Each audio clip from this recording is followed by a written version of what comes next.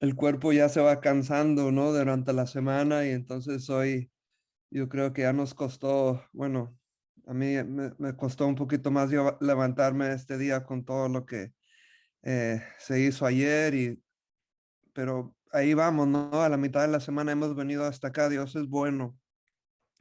Yo les felicito que hemos enfocado en estos días de esta semana de un encuentro con Jesús. Hemos dedicado mucho a la oración. La oración es muy importante y Dios me ha puesto en mi corazón compartir con ustedes hoy el tema de la oración.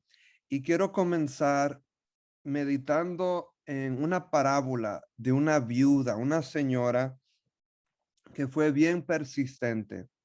No sé si se acuerdan esta historia, pero esta historia en el contexto, si vemos Lucas 18 y unos versículos antes, no solo nos habla de la oración, pero nos habla de la oración en los últimos días, antes de la venida de Jesús. Y esta parábola es bien relevante, es bien eh, importante nosotros tenerlo bien en cuenta, que ahora en los últimos días, antes de la segunda venida de Jesús, la oración es crítica, es nuestra línea de vida. Sin la oración vamos a morir espiritualmente, tenemos que orar. ¿Y cómo debemos de orar? Bueno, en esta parábola, si se acuerdan la historia, esta viuda no tenía recursos suficientes y le está pidiendo a un rey, y Jesús, que está contando la parábola, dice que este rey no temía a Dios, no era un seguidor de Dios, pero por porque ya no le molestara la viuda hasta que se cansó, que concluyó el rey. Déjame ayudarla, complacerla, porque si no, no me va a dejar en paz. Y está hablando, está haciendo una conexión con Dios el Padre, ¿no es así? Que si un rey secular, un hombre cualquiera, podríamos decir, está dispuesto a ayudar a alguien porque le sigue persistiendo, dice que Dios el Padre mucho más que nos ama y que nos quiere, cuando nosotros pedimos en persistencia, en oración, Él nos va a contestar. Eso es maravilloso, ¿no, hermanos? Eso da ánimo, eso da vida. Solo el saber que a través de esa parábola Dios quiere que le hablemos, quiere que vengamos a Él en oración y nos va a contestar, nos va a ceder, pero según su santa voluntad. Yo entiendo que Dios no siempre nos da lo que queremos en el momento, porque Él prefiere que la relación con Él mejore. Entonces, a veces Él permite que le oremos para que esa relación con Él se profundice y se ponga más íntima. Y Él nos va a dar, según su voluntad, lo que Él siente que es lo necesario para nuestra salvación y la salvación de muchos más. Ahora, antes de esta parábola de la viuda en Lucas 18, Jesús está hablando a su audiencia de oración y reflexión, pero también tiene que ver con la venida del reino. Unos versículos antes, Lucas 17:20, se le acercaron los doctores de la ley y le preguntaron a Jesús cómo iba a ser la segunda venida, cuando venga el reino. Y Jesús comienza a explicar en Lucas 17 cómo, qué va a acontecer, cómo va a ser difícil. Y luego, en Lucas 18, él comienza esta parábola de la viuda persistente para ayudarnos a entender que la oración está conectada, está ligada bien cerca con la venida de nuestro Señor. ¿No es así? En Mateo 24:24 dice Jesús, porque se levantarán falsos cristos y falsos profetas y harán grandes señales y prodigios, de tal manera que engañarán, si es posible, aún a quién, a los escogidos. Acá estamos viendo cómo será la situación antes de que Jesús regrese, y dice que habrá mucho engaño, muchos falsos agentes, cristos, profetas, y harán grandes cosas para engañar aún a los escogidos. Hermanos, nosotros, el pueblo de Dios, nosotros entendemos que somos escogidos, y se está refiriendo Jesús acá a su pueblo, que su pueblo va a ser zarandeado, vamos a ser probados, vamos a estar bombardeados de muchas direcciones.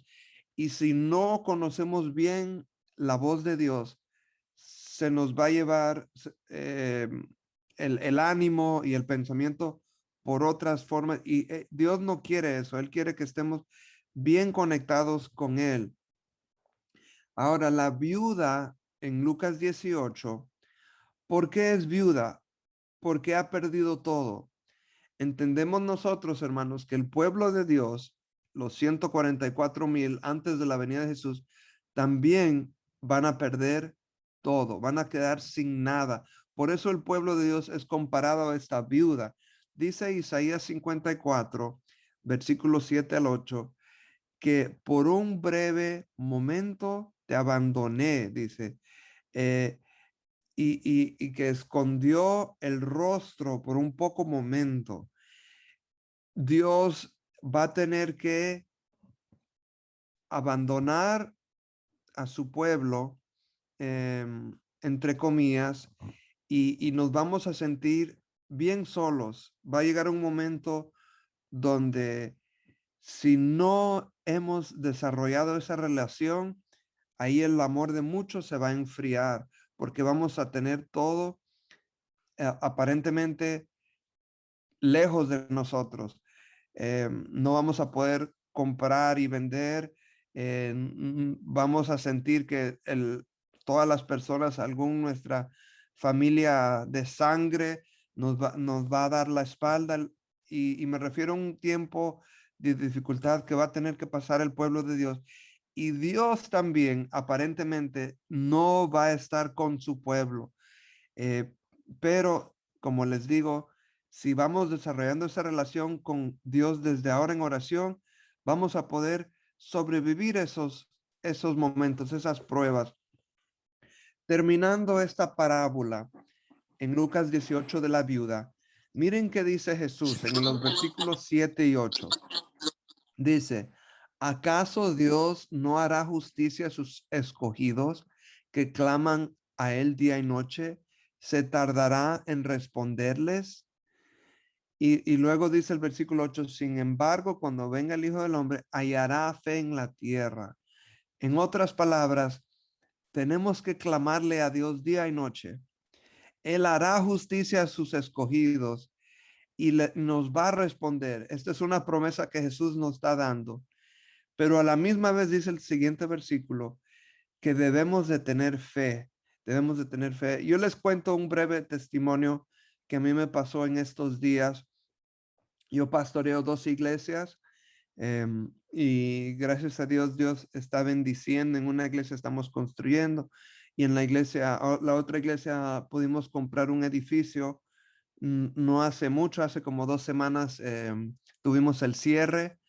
Y esa es una congregación que anduvo 10 años alquilando de iglesita en iglesita, y pasamos nuestras etapas difíciles. Los primeros años la iglesia estaba bien fortalecida, bien animada, pero luego tuvimos que salir de ese lugar y alquilar en otro lugar que estaba más lejos, y muchos no querían viajar hasta allá. Y fue unos años difíciles donde la iglesia pasó una etapa, muchos dijeron no y se fueron, pero quedaron un pequeño grupo y se mantuvo. Y ahora regresamos a la área donde comenzamos originalmente y Dios nos ha dado un edificio bien lindo para su honra y gloria. Y es como la forma de él decir, que no nos desesperemos, pero a la misma vez él nos probó. Bueno, es básicamente un testimonio dentro de otro testimonio, porque ese es el testimonio en general, pero específico, lo que me pasó a mí es que en ese nuevo edificio, estamos haciendo muchos preparativos y como el edificio había estado a la venta varios meses, la, el landscaping, el pasto, el zacate, había estado abandonado, nadie había cortado, pasado el lawnmower, nada de eso.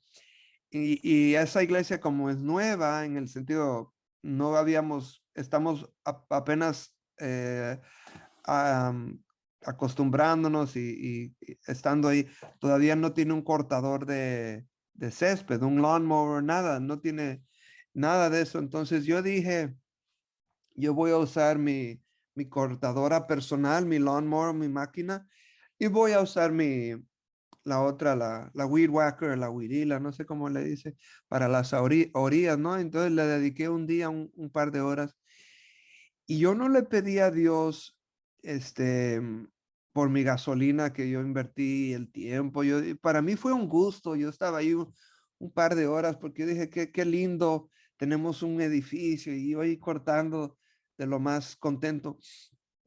Pero sí pasó por mi mente, ¿no? Lo humano, ¿no? La naturaleza humana, sí pasó por mi mente, no, pero fue de mi gasolina, de mi tiempo. Pero nomás lo dejé así, no dije realmente nada.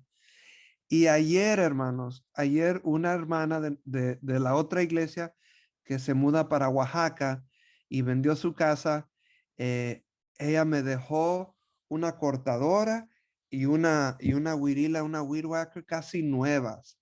Y yo los busqué en Google cuánto valían. Y entre los dos son más de $300, como $300.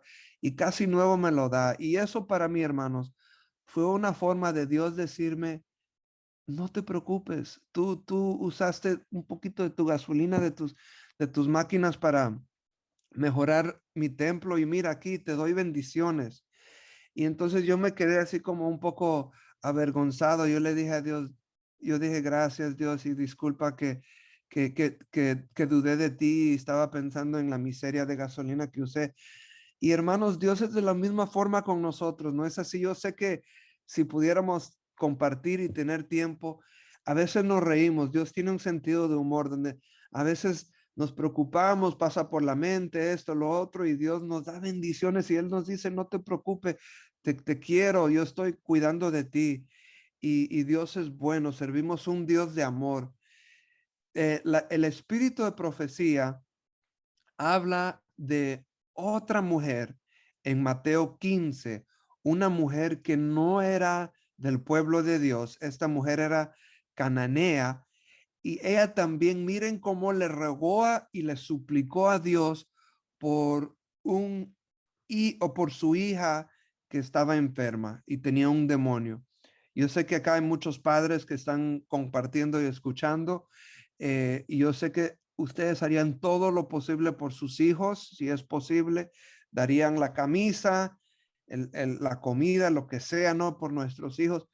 Y nosotros amamos muchos a nuestros hijos, los queremos, son nuestros tesoros, ¿no? Hermanos que me escuchan de Sabana y de Argentina y otras partes, crean lo que Dios es lo mismo con nosotros. Nosotros somos sus hijos. Y cuando nosotros le pedimos, Él nos lo quiere dar todo, todo. Miremos lo que dice acá, estos versículos. Dice, saliendo Jesús de ahí, se fue a la región de Tiro y Sidón. Entonces una mujer cananea que había salido de aquella región comenzó a gritar y decirle, Señor, hijo de David, ten misericordia de mí. Mi hija es gravemente atormentada por un demonio. Pero Jesús no le respondió palabra. Entonces, acercándose a sus discípulos, le rogaron diciendo, despídela, pues viene gritando detrás de nosotros, ¿no? Como él respondió, dijo, no soy enviado sino a ovejas perdidas de la casa de Israel. Entonces ella vino y se postró ante él diciendo, Señor, socórreme. Respondiendo él dijo, no está bien tomar el pan, los hijos y echarlo a los perros. Ella dijo, sí, Señor, pero aún los perros comen de las migajas que caen de la mesa de sus amos. Entonces respondió Jesús, dijo, mujer, grande es tu fe, háganse contigo como quieras. Y su hija fue sanada desde aquella hora. ¿Cuántas veces Jesús aparentemente la rechazó? Fácil, si hacemos la cuenta acá, fácil 3, 4 veces él le rechazó aparentemente. Pero ¿cuál fue la lección? ¿Cuál fue el punto? Que Jesús quería demostrarle al de su pueblo, a los discípulos, que había personas gentiles, seculares, fuera del pueblo, no judías, que tenían más fe que sus discípulos. Eso era la lección. Jesús no estaba llevándole la contraria arbitrariamente porque le daba la gana o por cualquier razón. No, no, no. Él tenía un propósito y él quería demostrar la fe de esta señora por la hija de ella. Hermano, ¿será posible que ahora mismo Dios está permitiendo que nosotros le pidamos porque quiere demostrar nuestra fe? ¿Será posible? ¿Será posible, así como vemos en la palabra de Dios, muchos sus siervos que le oraron, le oraron, le siguieron, y hoy nosotros leemos esas historias y son de ánimo, son de fortaleza para nosotros, y nosotros vemos y decimos, wow, si estos personajes tuvieron tal fe, yo necesito ver fe. ¿Será posible que en un futuro nuestras historias sean compartidas y otros van a estar inspirados por la fe del pueblo de Dios? Yo creo que sí, hermanos. Nosotros somos libros abiertos. Tenemos un testimonio en nuestras vidas. Cuando nosotros oramos por fe, estamos compartiendo también nuestra relación con Dios y decir, yo creo en Dios, Dios me va a contestar, no me va a abandonar. Jesús pasó, perdón, por esto también. Sí, Jesús también oró en Lucas 22:42 de la copa. Y él decía, yo no quiero beber de esta copa, pero si es la única forma, Padre, que sea tu voluntad y no la mía. Y entonces Jesús también pasó por esta súplica, este ruego a su Padre. Y el Padre le demostró que era la única forma de tomar la copa. Y Jesús dijo que si es tu voluntad y esta es la única forma, vámonos. Y él se cedió. Hermanos, nosotros también en nuestra vida personal con Dios tenemos esa lucha. Le pedimos a Dios, no, Dios, yo no quiero, yo no quiero, yo no quiero. Pero al fin Él nos muestra, mi hijo, mi hija, te quiero y es la única forma. Y entonces nosotros, ¿cuál debe de ser nuestra actitud? Ceder, humillarnos y decir, bueno, Padre, tú sabes que yo te he pedido y si esta es tu voluntad, ok, vámonos. Y Dios quiere eso con nosotros. Ahora, en el deseado de todas las gentes, dice eh, Jesús, otro contexto es cuando lo fueron a arrestar en el jardín del Getsemaní. Él dice que fácil pudo haber orado por legiones de ángeles, ¿no? Una legión en el ejército romano tenía aproximadamente 5,000, 6,000 soldados. Y aquí él dice cuántos, varias legiones, 12 legiones, que viene siendo como 60, 70,000 ángeles pudieron venir así de una a Jesús. Pero interesantemente Jesús no oró por eso. ¿Por qué? Porque ya había estado orando, orando, orando en el jardín del Getsemaní y ya la voluntad del Padre ya estaba clara en su mente. Él ya sabía la copa que debía de beber. Entonces, si él ya sabía la copa que debía de beber, no iba a orar por 60, 70,000 ángeles. Bien interesante, ¿no? Y luego él sigue añadiendo que lo que tenía que pasar, le dijo a Pedro, no, guarda tu espada y le sanó la oreja al otro que estaba ahí, a Malco. Y él le dijo, ya estaba convencido del vaso de él que tenía que beber. Hermanos, que nuestra fe, que nuestra certeza en nuestro Padre sea lo mismo. Después de orado, y el Padre nos ha revelado su voluntad, que estemos tranquilos y decir, esta es la voluntad de mi Padre. Este es el vaso que Él quiere que yo beba, aunque sea amargo, aunque sea difícil. Y otros nos van a cuestionar, ¿no? Los Pedros de nuestras vidas, y van a decir, no, ¿qué te pasa? No. Y uno decir, estar tranquilo y decir, no, Pedro, guarda tu espada. Esta es la voluntad del Padre. Eso es lo que Jesús quiere para nosotros. Otro ejemplo de Jesús lo vemos en Juan capítulo 10 y ya pronto vamos a ir concluyendo. Dice el versículo 17 de Juan 10, por eso me ama el Padre, porque Él, para volver la vida a tomarla, dice, nadie me quita la vida, sino que yo de mí mismo la pongo. Tengo poder para ponerla y tengo para volverla a tomar. Si entendemos bien este pasaje, hermanos, Jesús le confió su vida ¿a quién? Al Padre. Él dijo que él pudo haber tomado su vida, pero él no la tomó. Cuando él murió, Jesús dio su vida en la cruz. Él estaba confiando en el Padre y decir, I trust you, yo te confío. Y el Padre tomó la vida de Jesús y fue el Padre que resucitó a Jesús. Jesús no se resucitó él mismo. Él lo pudo haber hecho, según vemos acá, pero él se cedió a la voluntad del Padre. Él lo confió hasta la muerte.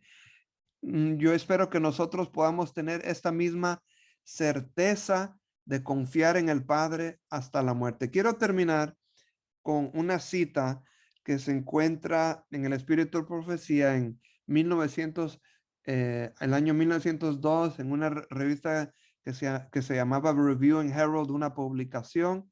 Por eso ven ahí RH. Y ella dice que el reavivamiento y una reforma debe de tomar lugar con la ayuda del Espíritu Santo. Y ella dice que el reavivamiento y la reforma se distinguen, no es lo mismo. El reavivamiento es una renovación espiritual de los poderes de la mente y el corazón, son que fortalecidos. Entonces, eso es una cosa, mentalmente y corazón, espiritualmente somos fortalecidos, pero ahora mismo, ¿qué es la reforma? La reforma dice una reorganización, cambio de ideas, de teorías, de hábitos, de prácticas, y la reforma no va a traer fruto de bienaventuranza a menos que esté conectada con el reavivamiento. Ahí dice reafinamiento, pero tuvo que haber dicho el reavivamiento espiritual. En otras palabras, si hay una reforma de decir, tengo que cambiar de pensar, tengo que mejorar mi actitud, pero no está en el corazón, no hay espiritual, eso viene siendo ¿qué? Legalismo. Pero si yo estoy del otro extremo y estoy diciendo, Dios, tú sabes que yo te quiero y estamos fuerte espiritualmente, pero no hay cambios en nuestras vidas, seguimos con lo mismo, em, con lo mismo que digamos haciéndolo, viviendo una vida de pecado, pues digámoslo así, y nuestras obras no están conforme al Espíritu, entonces, ¿qué es eso? Eso es una forma, es gracia barata, es el otro extremo del legalismo. Y ella dice, la sierva del Señor, que tenemos que estar fuertes espiritualmente, pero también que nuestra vida lo demuestre, que hayan cambios, que dejemos esos hábitos, esas prácticas y que se demuestre una vida nueva.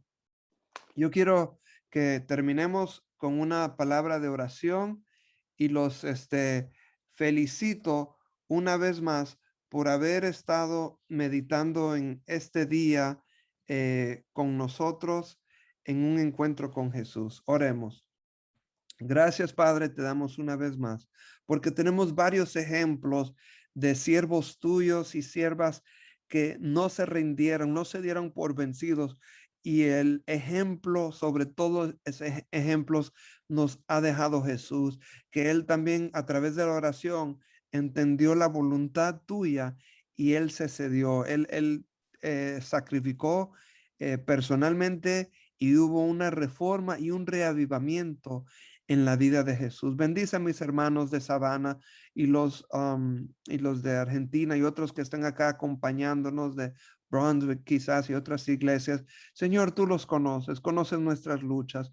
Queremos tener un encuentro en nuestras vidas, no solo esta semana, pero para la eternidad, la semana que viene, el mes que viene, que hagan cambios, Señor. Ayúdanos, que oremos de todo corazón y que después de haber entendido tu voluntad, que estemos tranquilos y podamos seguir adelante sabiendo cuál es tu voluntad en nuestras vidas. Gracias una vez más, te lo pedimos y te amamos a través de la sangre de Jesús. Amén.